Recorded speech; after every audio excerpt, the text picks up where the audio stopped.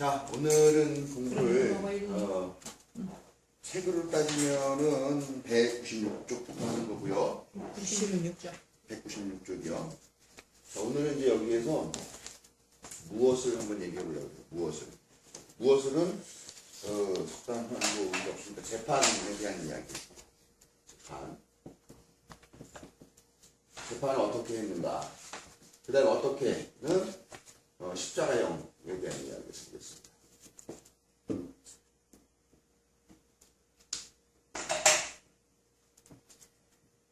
예수님이 재판에 회부가 됐죠. 재판에 회부가 되면은 유죄냐 무죄냐 뭐 이런 것들을 물어보게 되는 건데, 예수님은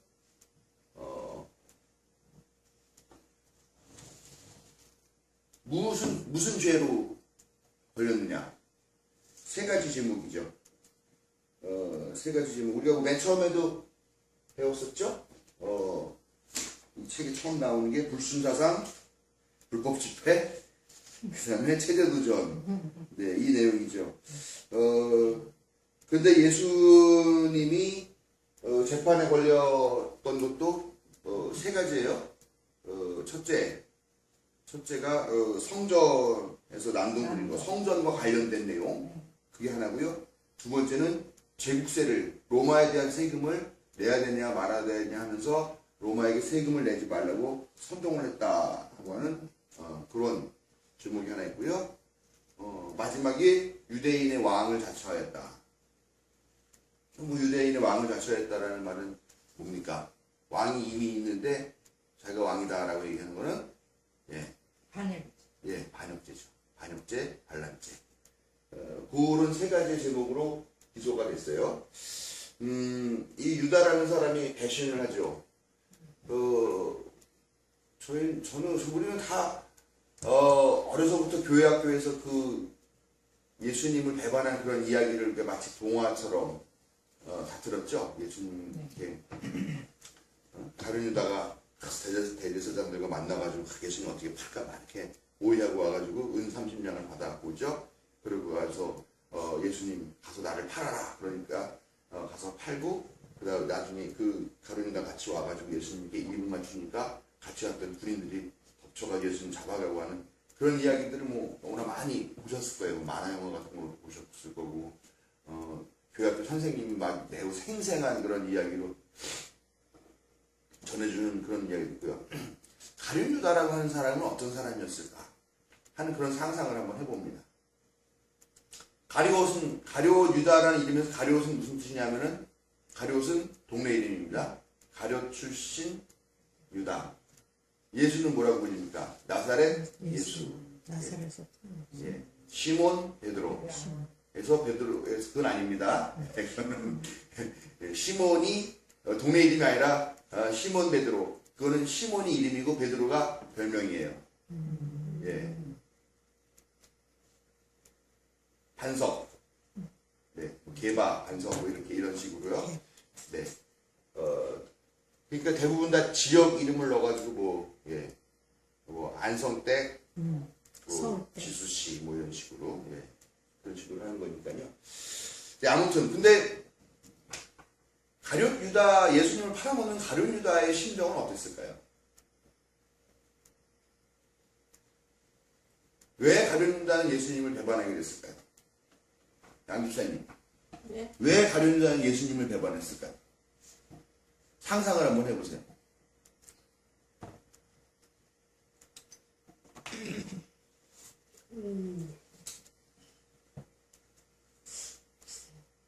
기록에 남기 위해서. 기록에 남기 위해서?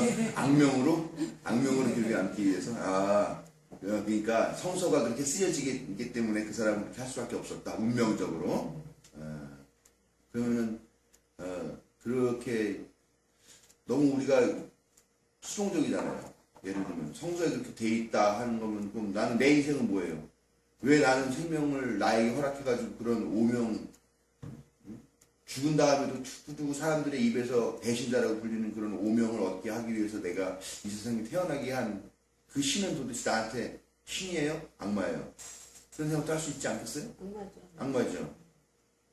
우리는 신을 믿는 사람인데 가룟유다가 그 예수님을 팔아먹게 하는 거 운명적으로 너는 네 운명이 그럴 수밖에 없으니 어쩔 수 없다라고 말하면은 그거는 우리가 말하는 신앙 고백하고는 다르잖아요. 우리가 고백하는 하나님은 아버지시고 어머니시고 자애로우신 분이라고 하는 그 고백과는 맞지 않죠. 그리고 죄를 가만두다가 그 예수님은 이렇게 죽인 죄로 남은 만약에 제가 거의 예수님급 정도의 귀하고 훌륭한 인물인데 우리 양연아 집사님이 우리 교회 나와가지고 나를 잘 따르고 참 훌륭한 교인이었는데 양 집사님 운명이 나를 칼로 찔러 죽이고 감옥에 가는 운명이에요. 만약에 그 운명을 기쁘게 받아들일 수 있겠어요? 못하죠. 그러니까 우리가 성서에 나와 있는 뭐 이건 성서에 이렇게 정해져 있는 것이기 때문에 어쩔 수 없다라고 하는 거는 나는 그렇게는 안 봤으면 좋겠어요. 그거는 성서에 써 있는 사실은 그 뒤에 사람들이 해석을 한 거지. 세상에 그렇게 성서에 그렇게 기록이 되어 있고 하필 그 악역이 너다. 이런 운명을 받아들이고 사는 사람이 있다라고 하면 얼마나 불행할까. 저는 그렇게 생각하고 뭐 다른 분들도 그럼 나름대로 유다 입장에서는 그때 예수님을 배반해서 그렇게 된 게 그때 그 시대나 체제에서 가장 자기가 충성을 좋은 일이라고 생각을 하는 거는 아니. 예수가 죽는 게 예수는 그거를 자기가 자기가 그렇게 그러니까 그 나름대로는 자기는 희생양일 수밖에 없는 그런 생각을 하면서 그러니까 자기가 영웅신 그게 아니라 그러면은 왜 예수가 죽는 게 좋은 걸까요? 어떤 이유 때문에 예수가 죽는 게 좋은 거라고 생각했을까요? 그러니까 그렇지 그때 상황하면 저런 체제 저런 이걸 그냥 유지하는 게 낫지 않을까 하는 그 왜 예수를 저런 쭉 따라다녀 봤는데 체제나 그런 거를 이렇게 자기는 이 사람이 어떻게 변화를 시킬 거다. 그런 식으로 믿지 않았을까요? 예수라는 사람이 왔는데 우리들의 메시아라고 왔는데 그런 자기의 어떤 신념에 대한 기대치가 엉뚱한 데로 갔어? 그러니까 기대치를 이 사람이 못 이뤄준 거지. 그러니까 자기 내 생각에는 이 사람이 뭔가 지금 확 이 백성들을 정말 어떻게 좀 로마의 압제에서 뭔가 돌팔구를 만들어 줄 거라고 자기는 기대를 하고 따랐는데 그게 기대에 못 미치니까 거기서 자기가 배신감에 들었을까? 그래서 이 사람은 그 유다되는 개인적인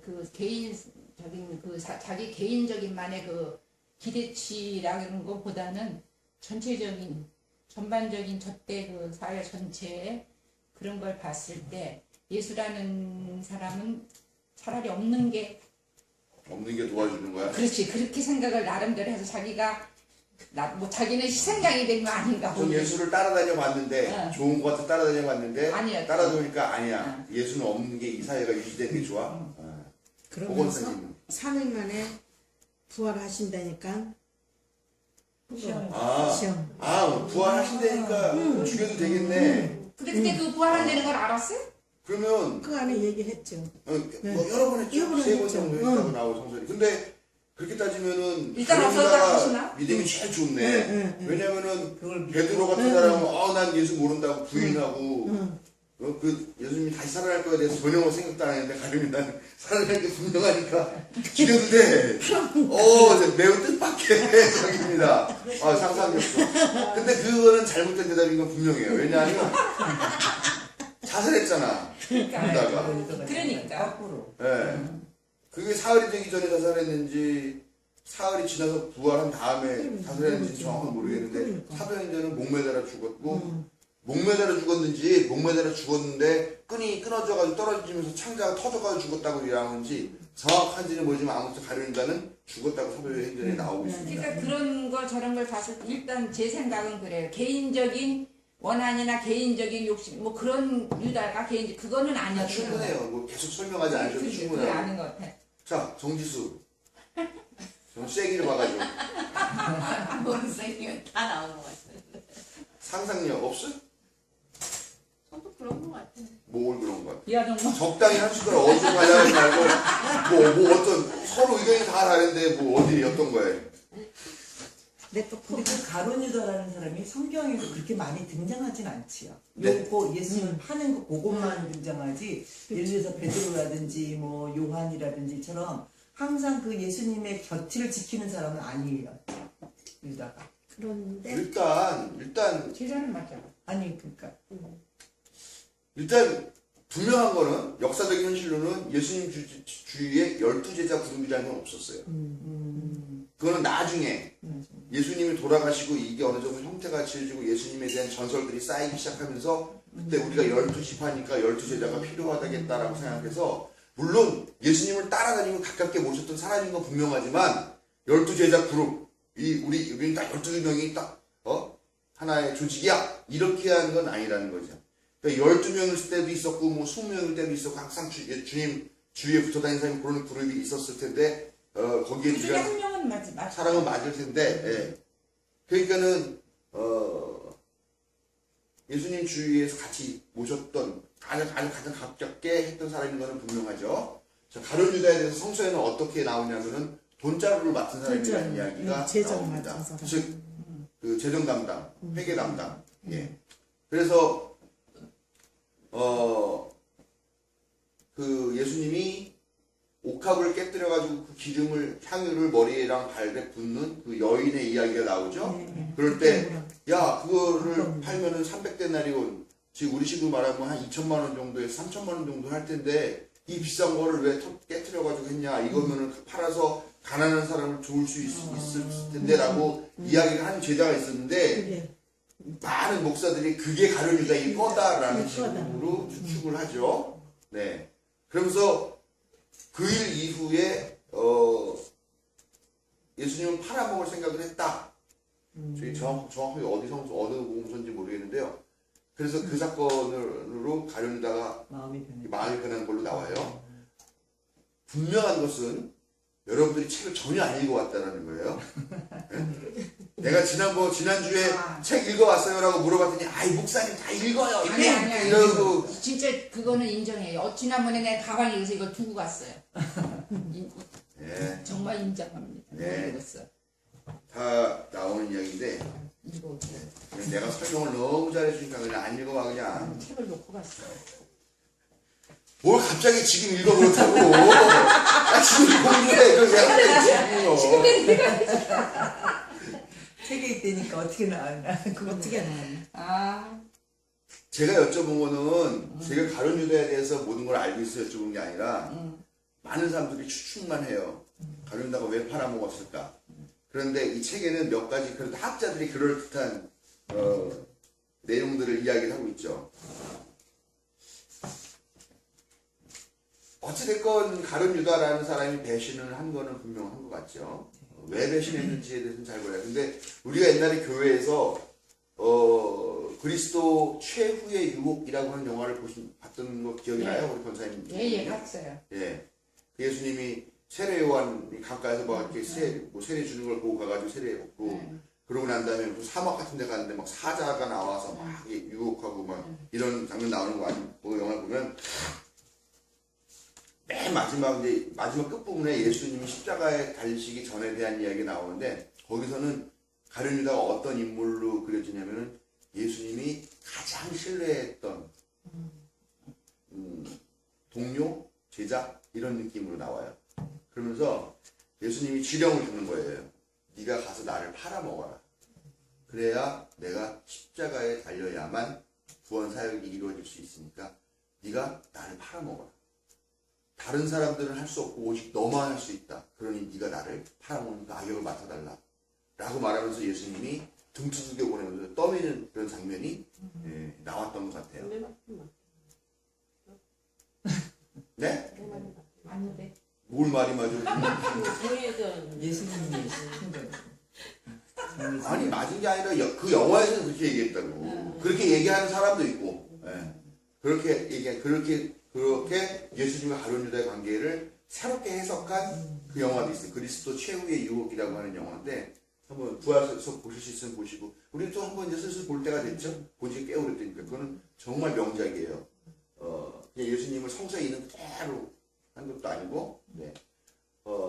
그리고 내가 얘기를 하나 할 때마다 다, 그거 내가 한 얘기네, 다 이렇게 하겠네. 예. 또 하나는 가룟 유다가 어떤 사람이었냐면은 그 당시에 독립운동가였다고 보는 거예요. 독립운동가인지 흔히 성서에 나오는 말로는 젤롯당이라고 하는, 젤롯당이라고 하는 사람, 뭐 히카리 이런 사람들이었는데 그 사람들은 뭐냐면은 젤롯당이 몸에 칼을 품고 다니는 사람들이란 뜻이라는 거예요. 칼 왜 품고 다녀요? 칼 왜 품고 다녀요? 독립운동 하려고. 그렇죠. 가다가 로마 병사나 이런 사람들 으스칸스 만나면 찔러 죽이고 방어령. 또 자기도 방어하고 암살을 하기도 하고 그런 목적을 갖고 있는 사람들이 몰래 비밀 독립운동, 여기도 이제 우리 일제시대처럼 그런 상황이잖아요. 안중근이네. 그래서 그런 독립운동을 하기 위한 서 만들어진 그런 당, 우리도 뭐죠? 신민회 맞나요? 신민회, 신관에는 나쁜 거였던 것 같고. 이게 찍히는데 괜히 몰라서 의열단, 그래, 이거 분명히 의열단, 뭐 이런 식으로 비밀 조직이 있는 거죠. 그런 사람들 중에 하나라고 보는 또 의견이 있어요. 이 사람이 예수님을 따라다니는 이유는 그 젤로 땅에서, 그 자기네 암살 조직에서, 야, 이 사람이 요즘 뜨고 있는데 정말로 우리를 독립시킬 수 있는 그런 메시아인지, 그리고 우리를 구원하실 만한 그런 분인지 따라다녀 봐라 라고 얘기를 한 거였는데, 따라다녀 봤더니 아니야. 오히려 자기네들과 반대. 자기네는 칼을 이용해서 무장 혁명 투쟁을 일으켜서 독립운동을 하려고 하는 사람이었는데, 예수님은 그게 아니라 칼 쓰는 자는 칼로 망한다, 뭐 이런 소리나 하고, 평화를 너희에게 주노라, 누가 원수를 사랑해라. 네 오른뺨을 때리거든 왼뺨도 뭐 들이대라, 뭐 오리를 가자 하면 십리를 가자, 이런 식으로 얘기를 하니까 이 젤로 땅에서는 예수는 그 사람은 아니구나, 오히려 우리에게 방해가 된 세력이구나 라고 생각해서 팔아먹었다라는 이야기도 있습니다. 여러 가지 해석이 있어요. 저는 제가 여러분들에게 요구하는 거는 여러분들이 한번 상상을 해보라는 거예요. 어쨌건 예수님이 가장 가까운 곳에서 예수님을 따라다니면서 예수님 말씀 듣고 같이 먹고 마시고 하던 그 사람, 어떤 날은 아마 정말 예수님 바로 옆자리에 앉았을 수도 있는 그런 사람, 그런데 예수님께서 먹고 마시고 가르치시면서 했을 때 많은 사람들이 다 그 가르침에 놀라고 감탄하고, 야, 한 번도 들어보지 못한 가르침이야 라고 다 탐복을 하는 그 자리에 있었던 사람, 같이 탐복했었을 그 사람이 왜 예수님을 배신할 수밖에 없었는가에 대해서는 여러분들이 상상을 하셔야 돼요. 근데 이제 약간 오건산이 같은 이런 식으로 상상하시면, 근데 그것도 되게 상당히 재미있어요. 왜냐면은 그건 사실 되게 중요한 얘기예요. 왜 예수님은 예수님 하나님의 아들인가라는 걸 놓고 봤을 때, 만약에 우리가 그렇게 부활할 걸 알았다라고 얘기를 한다면은 어떤 일들이 발생하냐면은, 예수님이 십자가에 달려서 돌아가신 거는 사실은 그런 척을 한 것이 되는 거예요. 왜냐면 나는 하나님의 아들인데, 난 신의 아들인데, 뭐 어차피 사흘 뒤에 있을 텐데 뭐 신이 아프겠어? 신이 아프겠어요? 아픈 척 좀 하다 죽지 뭐. 이런 식으로 어떻게 보면은 그 우리가 십자가의 고난과 이런 것들을 어떻게 보면 우리를 구원을 이루는데 되게 중요한 요소임에도 불구하고, 근데 일종의 그렇게 따지면 신이 우리한테 사기를 치게 되는 거잖아요. 버라이어티 쇼를 보여주게 돼요. 그렇기 때문에, 그리고 그거는 이단으로 전개가 됐어요. 그거를 가연설 뭐 이런 거죠. 가연설이라고 하는 그런 종류의 건데요. 그러니까 실제로는 그런 게 아닌데 그렇게 보였다라는 거. 나중에 다시 좀 진지하게 자세하게 얘기를 해드릴 때가 있으면 말씀드릴게요. 그러니까 사실 아프지 않은데 아픈 척, 사실은 죽은 게 아닌데 죽은 척, 뭐 이런 거 한 거였다라는 그런 이론이 옛날에 있었다라는 거죠. 근데 그것은 정통신앙에서는 맞지 않고 아주 오전에 이단으로 한 건데, 사실 교회에서는 그런 식으로 가르쳐요. 예수님이 정말 하나의 인간으로서 그 십자가에 달려가지고 그 처절한 고통, 여기 십자가형에 대한 이야기를 좀 있으면 하겠지만, 그 고통에 대해서는 보지 않고 그냥 하나님의 아들이니까 뭐 인류를 구원하기 위해서 십자가에 달려 돌아가신 게 그분의 임무야 이런 식으로 생각하는 방식으로 우리 교리가 발전해 왔는데 그런 것들을 너무 쉽게 우리가 받아들이게 됐을 때 우리가 그런 착각을 하기 쉽다라는 거죠. 네, 아무튼 가룟 유다가 그렇게 해서 살았어요. 그래서 대부분 아까 제가 죄목으로 이게 세 가지가 있다고 했죠. 네. 하나는 성전과 관련된 거라고 그랬어요. 네. 그 다음에 두 번째는 뭐라고 그랬어요? 세금, 예, 세금, 세금. 거부. 이건 특히 로마에 대한 세금이에요. 그 다음에 세 번째는 뭐예요? 왕을 유대왕. 정치하는 거. 예, 유대인의 왕. 예. 이 세 가지가 예수님과 관련되어 있는 죄목입니다. 이 세 가지로 고발이 돼요. 죽을 죄를 증권해서 죄만 보면. 그렇죠? 그러니까 우리가 지금까지 그 적폐, 유대 당시 예수님 당시에 적폐 세 가지가 있다고 얘기를 했죠. 그 세 가지가 뭐예요? 여기 써 있잖아요. 여기 네. 세 개. 근데 성전이 지금 여기 유대교와 해결된 문제고요. 세금은 로마 식민지에 연결된 문제고 왕은 헤롯 독재와 관련된 문제잖아요. 그러나 궁극적으로는 로마 식민지가 가장 우위에 있는 부분이잖아요. 그렇죠? 네. 근데 사실 이 왕권도 이 헤롯 독재와 관련됐다기보다는 사실은 로마 식민지권이랑 관련되어 있는 문제라고 보시면 돼요. 좀 이따 설명해 드릴게요. 이 세 가지의 죄목으로 인해서 했어요. 근데 여기 왕이라는 말에서는 또 우리가 알아들을 게 하나님의 아들이라는 말, 또 메시아라는 말. 네. 네가 유대인의 왕이냐라는 식으로 계속 질문을 하는데 같이 병행돼서 나오는 말이 네가 하나님의 아들이냐, 그 다음에 네가 메시아냐, 네가 그리스도냐, 이 세 가지 말이 단어가 같이 섞여서 나옵니다. 예. 왜 섞여서 나오냐면은 세 말이 다 똑같은 말이기 때문에. 왜 똑같으냐라는 왜 똑같냐라고 하면요, 이 당시에 하나님의 아들 메시아 그리스도 구세주라고 불릴 수 있는 존재가 있었습니다. 예수 말고 누구예요? 로마 황제. 로마 황제. 네, 잘 기억하고 있었어요. 로마 황제. 황제만이 이런 호칭을 쓸 수 있단 말이에요. 그런데 왕, 유대인의 왕, 예? 그러면서 하나님의 아들 메시아라는 것을 예수님께 돌렸다고 하니까 이거는 황제, 너가 황제가 아니라 내가 황제야 라고 얘기하는 거니까 이게 결국은 로마 식민지 지배에 대한 거부. 저 하나님의 아들 메시아가 유대교에 있는 그런 거하고 맥락은 좀 틀리죠. 저건 로마 사람들은 그 당시에 이 그리스도교가 아니었잖아.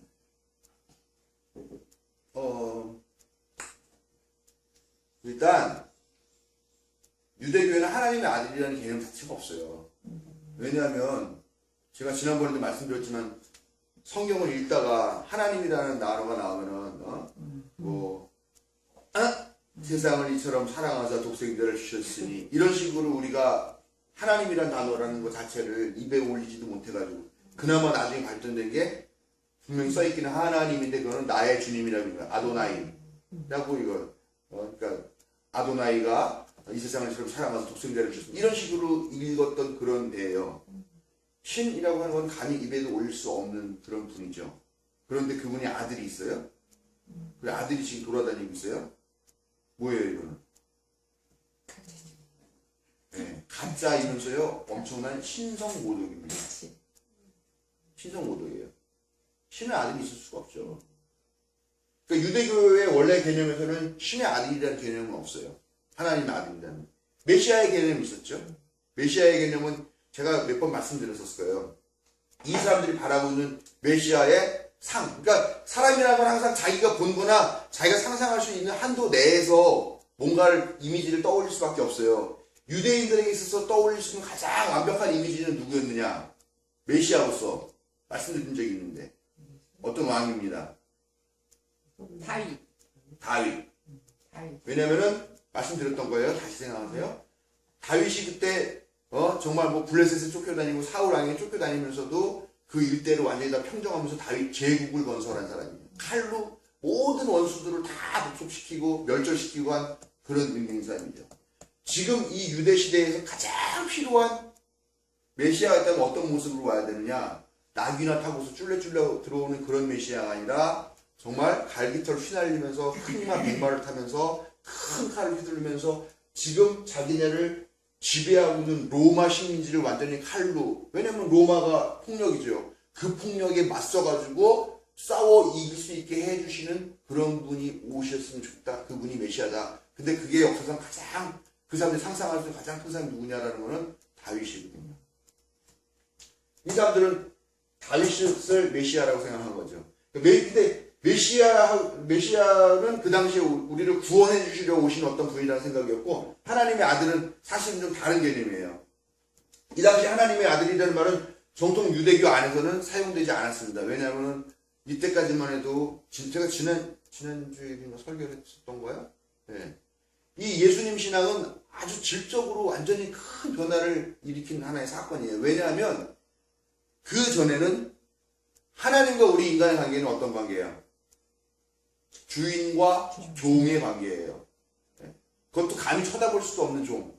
그나마 하나님이 조금 좋은 분이고 우리를 사랑하셔서 우리를 그런 완전 그냥 야 죽으려면 죽어 하면 정말 죽은 신용이나 해야 되는 그런 노예 같은 존재로 대해주시지 않고요. 계약을 맺을 수 있는 그런 대상으로까지는 봐주신 거예요. 그러니까 옛날 중세시대에 영주와 기사가 계약을 맺죠. 그걸 봉건 계약이라고 하는데요. 영주가 내가 너에게 땅을 주고 너의 어떤 지위를 보장해 줄 테니까 대신 너는 나를 위해서 싸울 때 와서 싸워라 라고 하는 그런 계약이 형성이 됩니다. 실제로는 영주가 주인이고 기사는 말하자면 용병 같은 거죠. 대신 싸워주는 이런 계약이 맺어지는 건데, 우리가 구약이라고 말하는 그 구약은 그런 의미라는 거예요. 하나님과 인간과의 계약, 주인과 종과의 계약. 대신 이건 노예와의 계약이 아니라 종과의 계약. 그러니까 하나님 사실 많이 봐준 거죠. 우리는 노예도 아니고 어떻게 보면 이렇게 손톱으로 이렇게 눌러 죽여주는 이나 벼룩 같은 그런 존재임에도 불구하고 하나님이 그나마 우리를 인정해 주셔서 계약을 맺어주는 그런 대상자로 우리가 보여진 정도예요. 근데 이 계약을 우리가 번번이 깨뜨리잖아요. 근데 하나님이 당장이라도 불벼락 내리고 노아 시대처럼 막 홍수를 해서 다 죽여버려도 되는데 그러시지 않고 끝까지 참으시면서 다시 돌아와 계약을 이행해. 계약 아직 살아있어. 네가 돌아와 온다면 내가 모든 걸 용서할게. 이렇게 말씀하신다는 정도의 사랑의 하나님인 거예요. 구약에서는요. 근데 완전히 질적으로 변화가 됩니다. 예수라는 사람이 와서 하나님에 대한 이해를 완전히 새롭게 하는 거예요. 하나님은 누구냐? 나의 주인이 아니야. 누구냐? 아빠야. 네, 아버지와 아들의 관계로 재독립을 한 거예요. 그동안 감히 이름도 부르지 못했던 하나님이 나의 아버지야라고 이야기를 하는 거고, 심지어 더 나가서 하나님을 아빠라고 얘기하죠. 아빠, 아버지라고 이야기를 한 거예요. 그 완전히 질적으로 달라진 거예요. 그 전에는 아무리 내가 하나님을 잘 믿어봤자 그냥 주인 말 잘 듣는 정도인 거예요. 근데 이제는 뭐냐면 내가 그 말을 안 들어도 절대적으로 사랑받는 아들, 딸이 된 거예요. 그게 가장 잘 나타난 비유가 뭐냐면 돌아온 탕자, 돌아온 둘째 아들의 비유. 아버지가 살아계시는데 그 아버지한테 유산을 나눠주세요라는 말은 무슨 말이냐면 아빠 빨리 죽었으면 좋겠어요 라는 얘기예요. 감히 입에 담을 수 없는 그런 악한 말이죠. 그런데 그런 악한 아들의 요구에 아버지가 응답해 주죠. 그 나중에 그 식구로 돌아왔는데 와가지고 이놈의 새끼, 너 이놈의 새끼 아빠한테 그렇게 못되게 해놓고 이렇게 될 줄 알았어. 넌 자식을 받아들일 수 없어 라는 식으로 한 것이 아니라 세상에 어떤 아버지나 다 마찬가지잖아요. 네? 그거를 동구 밖에서 매일 나가가지고 남문서 아이고 누가 안 오나 이거 보고 있다가 멀리서 오는데 그 식구를 하고 오는데도 자기 아들인 줄 알고 달려가서 목을 끌어안고 입을 맞추고 그러면서 집으로 데리고 오잖아요. 완전히 달라지는 거예요. 구약과 신약은. 유대교와 기독교는 이렇게 달라요. 유대교는 아무리 잘해봤자 하나님의 종일 수밖에 없지만 기독교는 못해도 난 하나님의 자녀인 거예요. 못해도. 사랑의 질이다는 거죠. 예. 이런 개념인 거죠.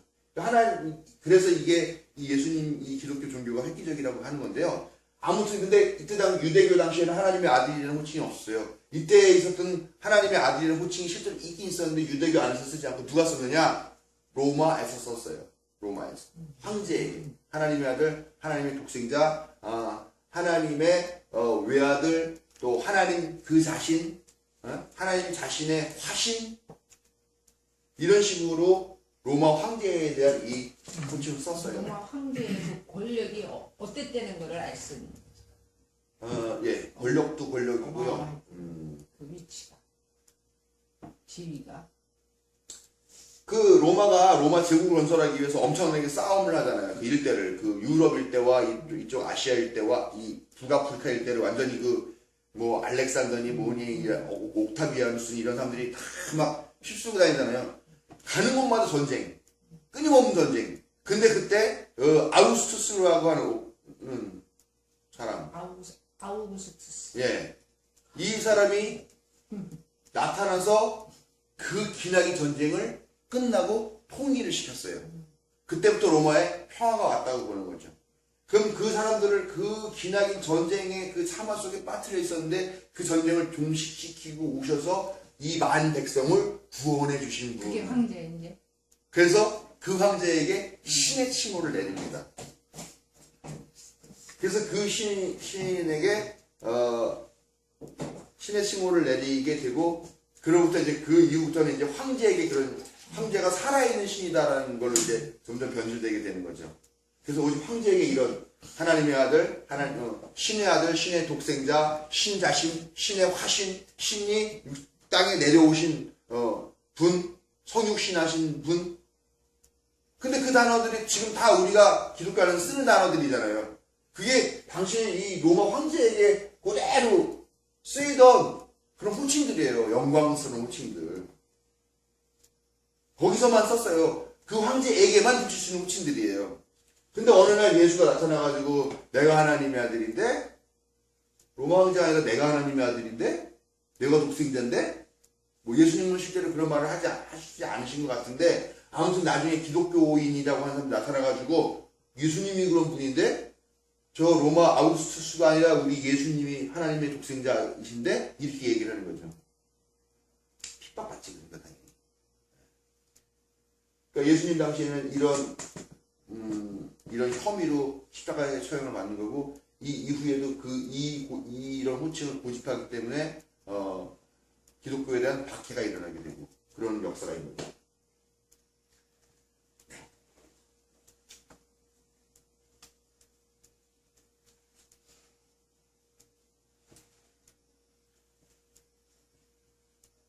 뭐 여기에 이제 보면은 제국세를 내야 되느냐 말아야 되느냐는 문제가 나와요. 그런데 그거는 뭐 황제의 것은 황제에게, 하나님의 것은 하나님에게, 이거 되게 논란이 많은 구절이에요. 이게 그러면 뭐 하나님 건 따로 있고 황제께 따로 있다는 얘기인가, 뭐 이렇게 해석할 수도 있고 여러 개 있는데 그 부분은 뭐 읽어보시면 되고요.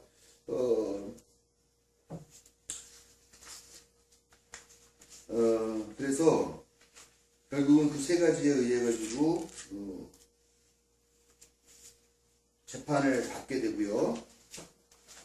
그런데 궁극적으로는 이 유대인들의 대제사장이 판결권이 있었어요. 근데 사형을 내릴 수는 없었어요. 그러니까 이때 당시에는 누가 사형을 내릴 수 있는 권한이 있었냐? 로마만이 있었어요. 그렇기 때문에 결국 죽이냐 말아야 하느냐에 대한 문제는 오직 로마 총독만이 내릴 수 있었죠. 그러니까 대제사장이 이런 세 개의 혐의를 걸어가지고 재판을 하다가 얘는 죽여야 되겠다라고 생각하니까 총독인 빌라도에게 보낸 겁니다. 빌라도가 최종 심판을 하는 거죠. 이쪽은 기소만 할 수 있는 거고.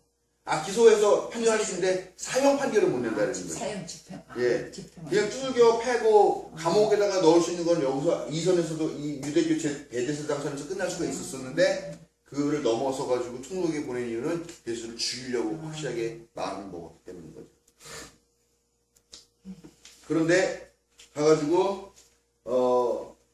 이 대제사장은 이 세 가지를 다 물어보죠. 그런데 총독에게 보냈죠. 총독에게는 총독이 신문을 하죠. 왜냐하면 이놈이 정말 사형당할 만한 놈이냐 신문을 하겠죠. 근데 여기서는 이 빌라도가 한 가지밖에 안 물어봅니다. 네가 유대인의 왕이냐? 이거 하나만 물어봐요. 예수님은 유대인의 왕이라고 했을까요? 안 했을까요? 본인이. 안 읽어봤어요. 네가 유대인의 왕이냐? 네가 메시아냐? 이렇게 질문을 했어요. 복음서마다 서로 다르게 나오는데 그래서 예수님이 뭐라 그랬냐? 그래, 맞아, 내가 메시아야 라고 얘기를 하셨다라고 나오는 거는 보니까 마가복음인가에만 나오는 것 같아요. 근데 실제로는 예수님이 내가 유대인의 왕이다라고 실제로 얘기는 안 한 것 같아요. 왜냐하면 다른 복음서들은 뭐라고 얘기냐면 네가 그렇게 말했어라고 얘기를 해요. 빌라도에게 네가 유대인의 왕이냐, 네가 그리스도냐, 네가 메시아냐니까 네가 그렇게 얘기했지. 그 말은 뭐예요? 나는 그렇게 얘기를 안 했는데 네가 그렇게 얘기했지.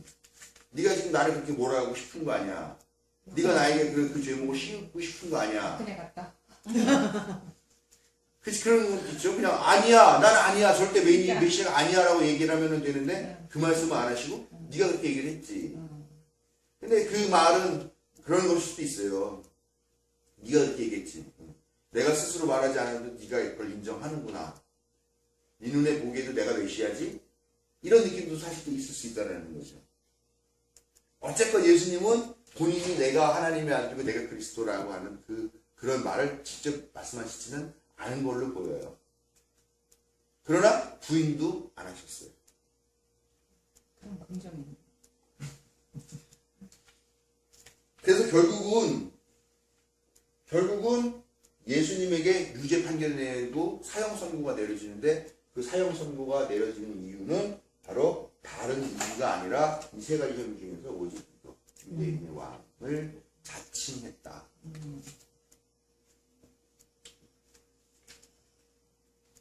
이거야말로 확실한 사형 항목에 해당되는 거죠.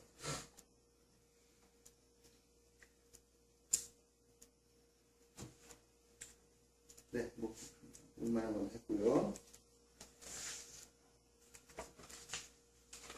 사실 유대인들은 예수를 가장 죽이고 싶었던 이유는 이 세계 중에 성전 난동 사건이겠죠. 유대인들은. 왜냐면은 사람들 많은 데서 자기네들이 만들어 놓은 합법적인 자치의 그 제도와 틀들을 망신을 주고 비웃었고 그거를 깨부셨으니까 이놈들은 이 이유 때문에 제일 죽여버리고 싶어 했었던 거죠. 로마 식민지 같은 경우는 2번과 3번이 다 걸리죠. 왜냐면은 식민지라는 걸 왜 만들어요? 착취하려고 만드는 건데 세금 꼬박꼬박 걷어내야 되는데 거기에 대한 방해를 했다. 요것도 따져야 되는 부분이지만 실제로 로마 총독 빌라도가 신문한 내용은 이 내용만 이야기했습니다. 지난번에도 말씀을 드렸던 것 같은데 여기서 뭐 빌라도가 뭐 예수님 뭐 누가복음과 마가복음, 마태복음 이제 좀 다른데 거기 보면은 뭐 빌라도가 어떻게든지 예수를 무죄인 걸 하려고 막 이 사람은 뭐 죄가 없다 뭐 얘기를 하고 뭐 3번씩이나 손을 씻으면서 나는 이 사형과 관련이 없다 뭐 막 이렇게 얘기하면서 유대인들이 죽인 것처럼 막 몰아가는 그런 장면들이 있다고 얘기를 했죠. 그러나 사실은 빌라도가 그렇게 너그러운 놈이나 그런 사람이 아니다라고 하는 걸 지난번에 말씀드렸었죠. 네. 그런 내용 여기서 책에 보면은 나와요. 얼마나 지독한 놈인가 하는 뭐 그냥 일단 왜 자기가 로마 외의 문화는 개의치 않고 종교 문화 이런 건 개의치 않고 그냥 지 마음대로 잔인하게 사람 불교 패고 죽이고 하는 그런 악독한 결국은 그런 잔인함 때문에 총독에서 쫓겨나서 해임되게 되는 그런 사람이었다는 거죠. 그러니까 그것도 결국은 나중에 로마와 관계를 새롭게 설정하고 싶었던 기독교의 그런 내용들을 반영한 것이다라고 그렇게 얘기를 하는 거죠. 예, 아무튼 이 정치적 반역자, 대로마 제국에 저항한 정치적 반역이라고 하는 제목으로 최종 사형 선고를 받고 사형 집행을 하게 됩니다. 그래서 여기 사형 집행까지 이야기를 공부를 하겠습니다.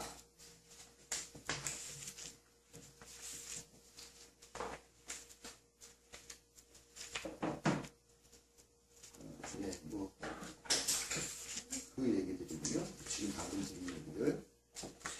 203쪽 4쪽부터 나오는 이야기들은 그 빌라도가 얼마나 좋은 사람인가에 대한 이야기를 하는데 역사가들이 빌라도에 대한 평가를 한 내용이 204쪽 맨 밑에 줄 나와요. 한번 장로님 한번 읽어보실래요? 그 맨 204쪽에 맨 아래에서 세 번째 줄 부분 따옴표 있는 부분 큰 따옴. 매우 강직한 기질을 가진 완고하며 무자비한 사람, 그의 타락과 오만한 행동, 강탈, 사람들을 모욕하는 습성, 잔인성, 재판도 없이 사람들을 계속 죽인 일, 이유도 없이 이어지는 악하기 짝이 없는 무자비함, 역사상 가장 사나운 혈기를 지녔던 사람. 이게 누구에 대한 얘기냐면 빌라도에 대한. 그런데 이런 사람이 예수를 보고 이 사람은 죄가 없어. 세 번이나 얘기하고 난 이 사람의 죽음과 무관이야. 손 씻으면서 다 유대인의 책임이야 이렇게 얘기했다라고 하는 거는 말도 안 된다고 보는 거죠. 또 뭐 갑자기 또 마태복음에 보면은 그 와이프가 와가지고 여보 내가 간밤에 꿈을 예수라는 사람 때문에 되게 막 힘들게 악몽을 꿨는데 저 사람 잘못되면 안 될 것 같아. 그러니까 좀 살려줘. 어떻게 해서 살려줘. 그렇게 해가지고 그 말 듣고 우리 와이프가 이렇게 얘기를 하니까 이 말 좀 들어줘야지 하면서 했을 만큼 그렇게 자상한 인간은 아니었다라는 거죠. 왜 이런 이야기가 여기 들어와 있는가에 대한 이야기를 생각해 보시면 그런 이야기가 꼭 들어가 있는 게 필요했기 때문에 그렇겠죠.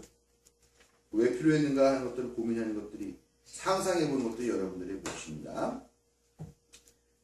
엄청나게 근데 계속 나오는 이야기가 엄청나게 두들겨 패 죽이고 하는 그런 이야기들요. 예수님이 이제 십자가에 달려서 돌아가시죠. 보면은 202쪽 보세요. 202쪽. 202쪽에 보면은 그 예수님의 죄패 그림이 나옵니다. 근데 이제 복잡하게 써요. 근데 아마 여러분들이 이렇게 써 있는 걸 많이 보셨을 것 같아요. 이렇게 쓰여 있는 죄패는 많이 보셨을 것 같아요. 이게 지금 여기에 써 있는 것들을 대문자만 써놓은 거예요. 네.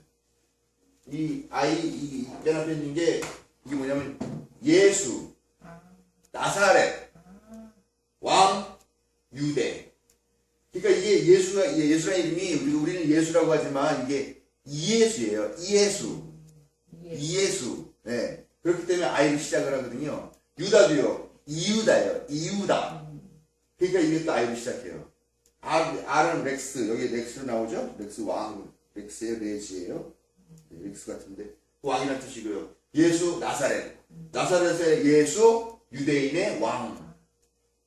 이라고 하는 그런 죄의 패를 걸고 십자가에 달려 돌아가십니다. 이제 보이실 거예요. 우리 교회 예배당 가르치는 십자가 하는 거 보면 그 중에 이렇게 써여 있는 십자가가 아마 있을 거예요. 그게 예수, 나사렛, 왕, 유다. 즉, 우리 지금 말하면은 나사렛, 유대의 왕, 나사렛, 예수라는 죄패, 명패. 그러니까 명패이면서 동시에 죄패죠. 지가 자칭 유대인의 왕을 자칭하면서 반역죄를 저질렀다라고 하는 의미가 들어있는 그런 죄패인 거죠.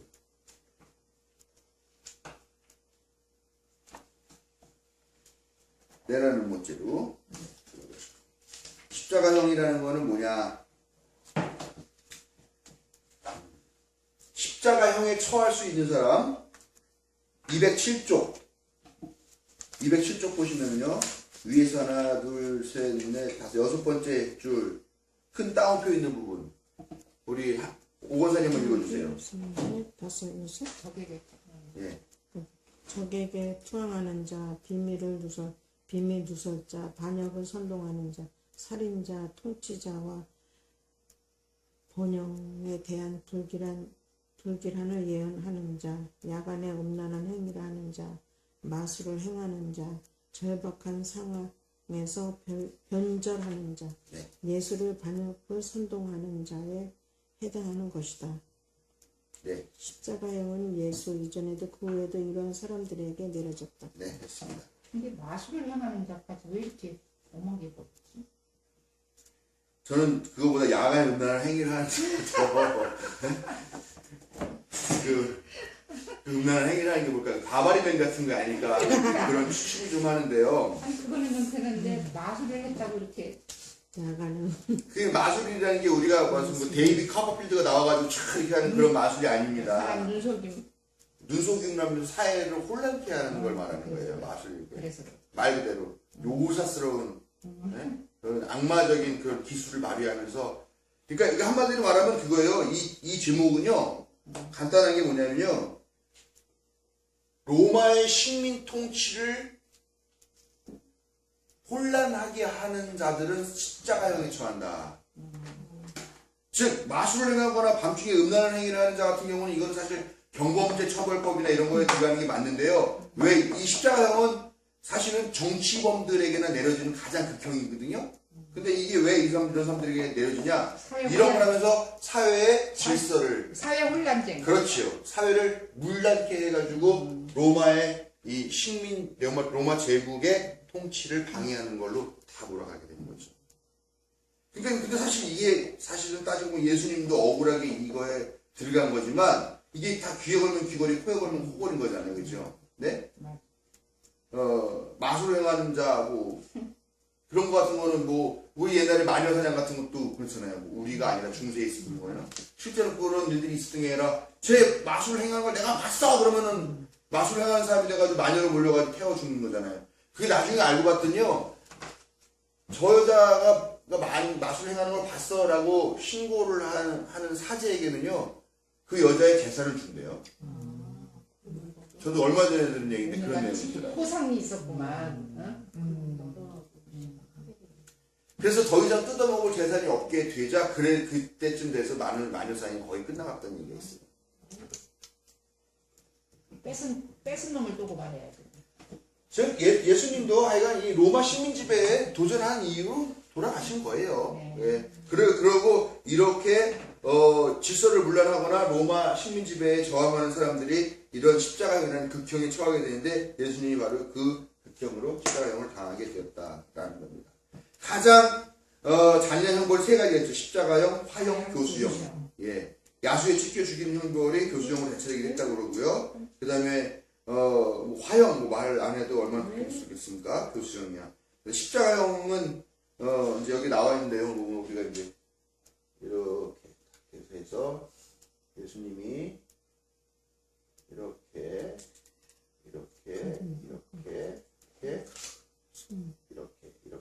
보통 우리가 이런 신문, 이런 그림을 많이 보죠. 예. 그런데 사실 여기 이렇게 의자가 달려 있습니다.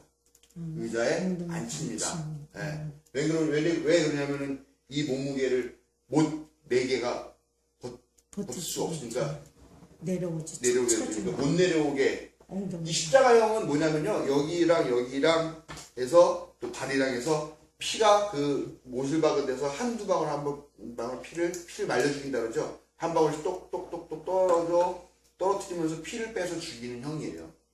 근데 그 피가 완전히 이제 많이 빠져가지고 더 이상 생명을 유지할 수 없을 정도로 의식을 잃을 때까지 계속 고통을 느껴야 되는 거고요. 그럼 죽은 다음에는 나무에 그대로 매달아 놓습니다. 그거를 봐야 사람들이 나도 저렇게 참고를 안 당하려면 말 잘 들어야지 생각하죠. 그러다 보면은 시체가 썩고 까마귀나 독수리가 와서 그 시체를 파먹습니다. 그리고 파먹다 떨어진 것들은 와서 개나 늑대들이 와서 그 고기를 인육을 뜯어먹습니다. 그런 형이에요, 예수님. 당하기 십자가. 그래서 오늘날까지 십자가형으로 죽은 사람들에 관련된 유골이 딱 하나만 발견됐다고 해요. 진짜요? 네, 흔적이 없는 거죠. 이렇게 돼서 그러니까 발견된 게 있어? 있대요. 뭐 여기 있다고 그러는데 제가 본 적은 없는데 한번 있다고 그래요. 1968년 6월 예루살렘 북동쪽 기부와 하미부타르에서 발견된 주후 1세기경의 인물 여호하난의 유골, 이런 얘기가 있어요. 예. 그러니까 이렇게 매달린 거는 시신 수습도 아니니까 예수님의 시신 수습이 된 건 기적이에요. 뭐 6월절 되기 전에 시체 내리겠다 그래서 뭐 옆구리 찔러가지고 피를 더 빨리 빠지게 해서 죽이고, 보니까 그래도 안 죽었으면 다리를 꺾고 다리를 분질러뜨려가지고 또 상처 입혀서 죽이는데 예수님은 보니까 죽었어. 그러니까 다리를 안 부러뜨리고서 빨리 내려, 저 시체, 저 시체 때문에 소요가 일어날지 모르니까 빨리 내려 해가지고 아리마대에서 이렇게 죽었다, 뭐 그렇게 얘기가 나오는데요. 정말 이례적으로 예수님의 시신은 상당히 잘 수습된 건데 실제로 그렇게 수습이 된 건지 아니면 부활 이야기 때문에 할 수 없이 수습이 된 걸로 성서 기록을 한 건지는 그런 교회한테 그런 전설을 내려오는 건지는 저도 잘 모르겠습니다. 예수님의 그거는 없겠네요. 부활하셨. 없지.